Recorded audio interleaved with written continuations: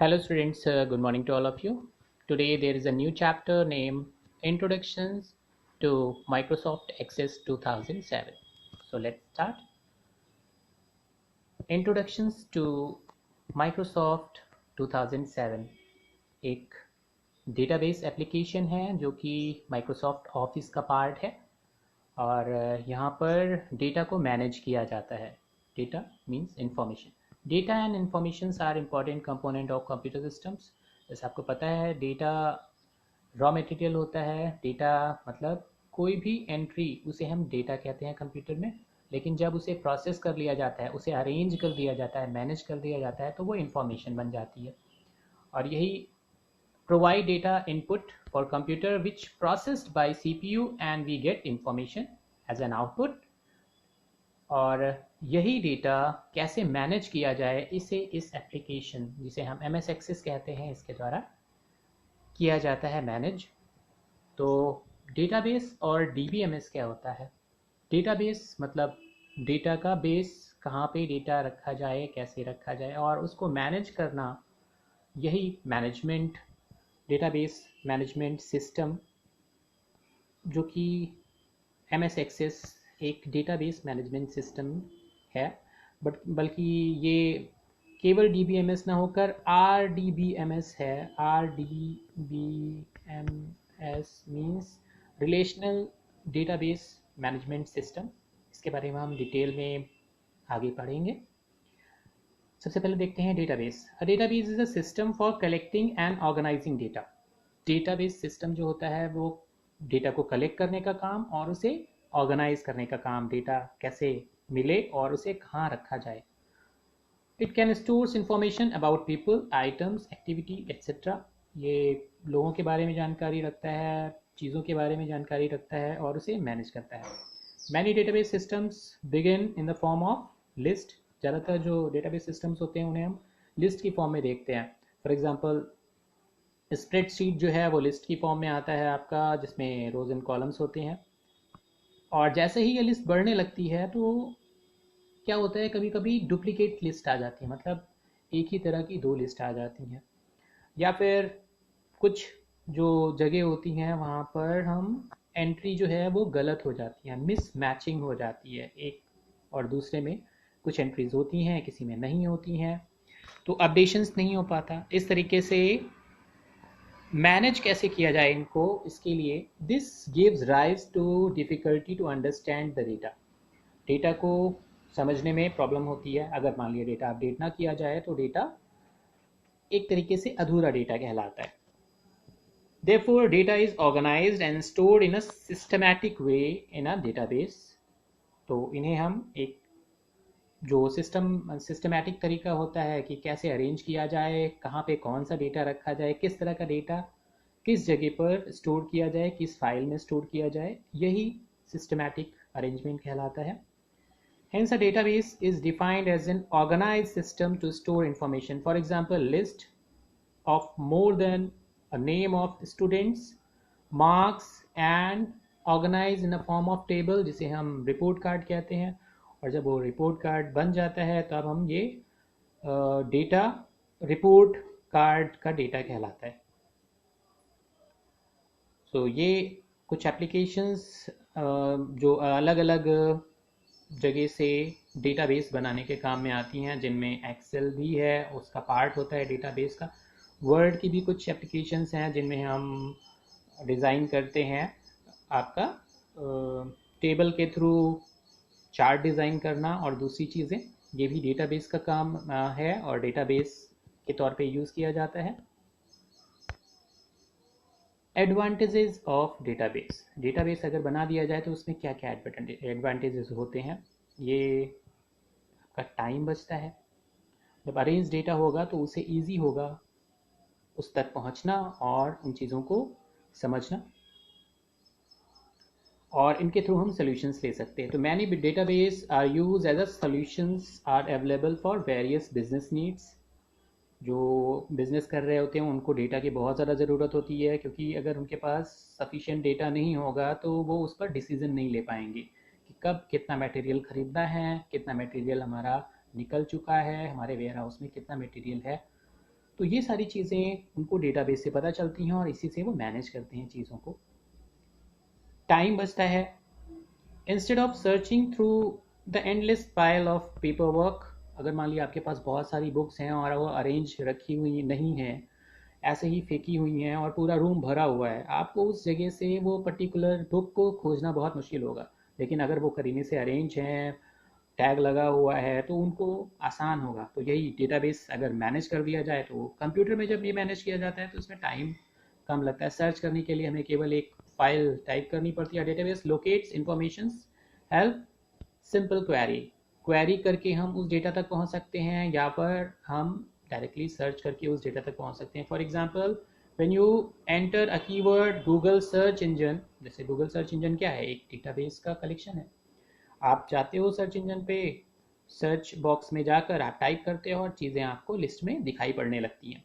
फिर आप जो आपकी जिस ज़रूरत होती है वो लिस्ट आप सेलेक्ट कर लेते हो, या वो फाइल आप सेलेक्ट कर लेते हो। पैसा बचता है, save money. Some business groups always looks to cost cutting method without composing of queries और क्वालिटीज़। कंप्रोमाइजिंग, जब हम क्वालिटीज़ में कंप्रोमाइज़ नहीं करते और हमें बहुत सारी चीज़ें बिज़नेस के लिए ज़रूरी होती हैं, तो हम क्या करते हैं, ये हमारी मनी को बचाता है। अगर a database required higher initial investment, हमें ज़्यादा इन्वेस्ट करने की ज़रूरत नहीं होती है अगर हमारे पास डेटा होता है। जैसे कि हमने आपको बताया कि अगर आपके पास रिकॉर्ड है कि क्या चीज़ें हमारे पास ज़्यादा हैं, कि इनकी डिमांड कम है, तो हम कम डिमांड वाली चीज़ों को कम खरीदते हैं, परचेज़ करते हैं, और ज़्यादा डिमांड वाली चीज़ों को ज़्यादा खरीदते हैं। इससे क्या होता है कि हम सारी चीज़ों को एक बराबर ना खरीद कर अपने डेटा को मैनेज करते हैं, और इससे हमारी पैसे भी बचते हैं और हमारा टाइम भी बचता है और प्रॉफिट भी होता है। Reduce data redundancy. डेटा, मान लिया आपके पास एक रिकॉर्ड है और एक दूसरा बंदा आता है और उस जगह पर हायर होकर जो पुराने को रिप्लेस करता है, उसे पता नहीं रिकॉर्ड कहाँ पर है, कैसे है, तो फिर वो दोबारा से रिकॉर्ड बनाता है। इस कंडीशंस में क्या होता है, एक रिकॉर्ड की दो कॉपी बन जाती हैं, और ये डेटा डुप्लीकेसी कहलाता है। यहाँ पर प्रॉब्लम हो जाती है कि पहले डेटा भी है और दूसरा डेटा भी है, पहले के डेटा को अपडेट किया गया कि नहीं। ये सारी चीज़ें एक तो टाइम ज़्यादा लेती हैं, और दूसरा डेटा की रिडंडेंसी जो होती है, ये डुप्लीकेसी होने के कारण डेटा ज़्यादा हो जाता है और उसे मैनेज करने में प्रॉब्लम आती है।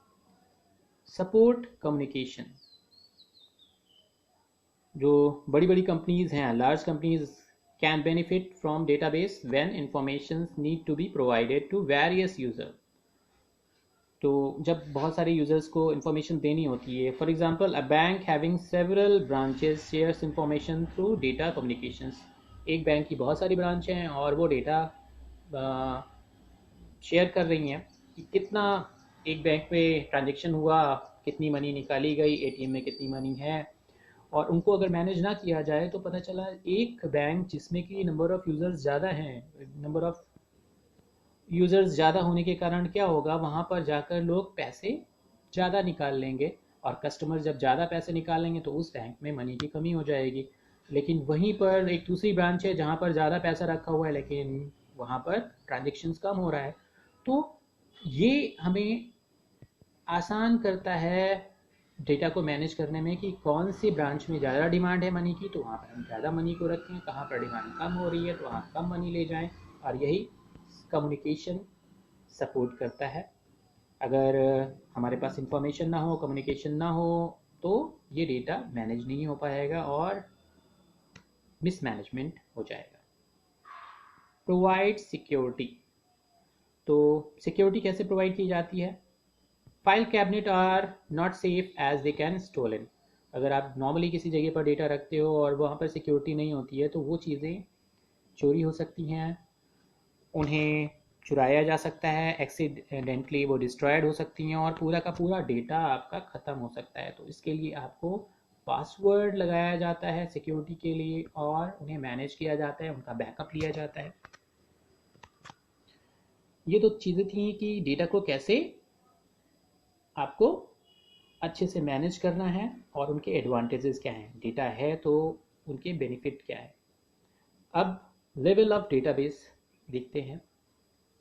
A database consist of tables और फाइल्स। फाइल और टेबल की फॉर्म में डेटा होता है। अ table consist of record. Record उसे हम कहते हैं जो एक रो में इंफॉर्मेशन आती है, ये कहलाता है रिकॉर्ड। और ये कॉलम्स के बेसिस से बनता है। जैसे यहाँ पर 5 कॉलम्स हैं तो 5 चीज़ें, 5 डेटा हैं, 5 टाइप के डेटा हैं। और इन 5 टाइप के डेटा को अगर कलेक्ट कर लिया जाए तो ये रिकॉर्ड बन जाता है। जैसे name of the student Sahil, mark of the mark obtained is 130, maximum marks 200, percentage 65 and result is pass। ये क्या है, अगर इन पांचों चीज़ों को जोड़ दिया जाए एक साथ तो इन्हें हम कहेंगे एक रिकॉर्ड है। ये ऐसे ही दूसरा रिकॉर्ड है तुषार का, तीसरा ऐश्वर्या का और चौथा शिवानी का।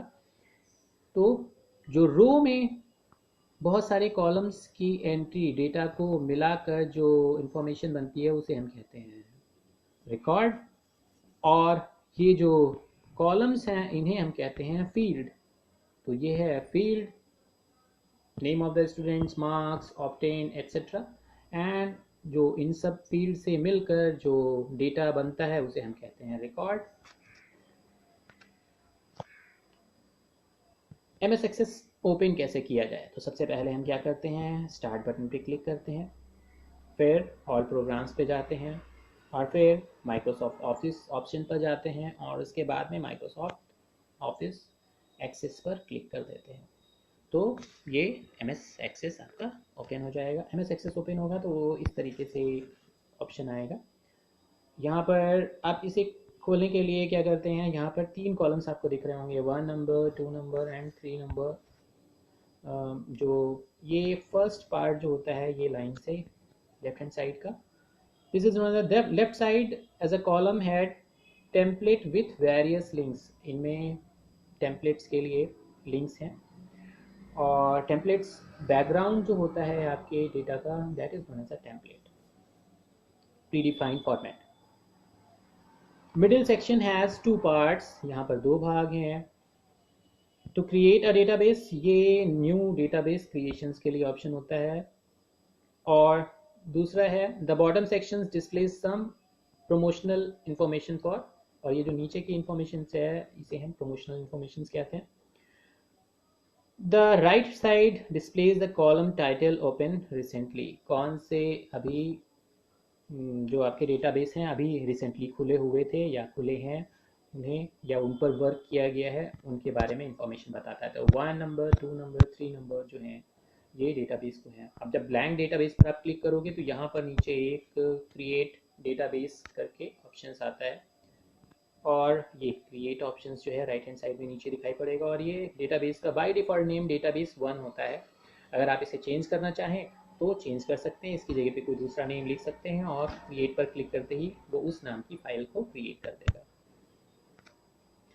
अब डेटाबेस जब क्रिएट हो जाता है तो ये यहाँ पर आपको इस तरीके से टेबल एक दिखाई पड़ती है।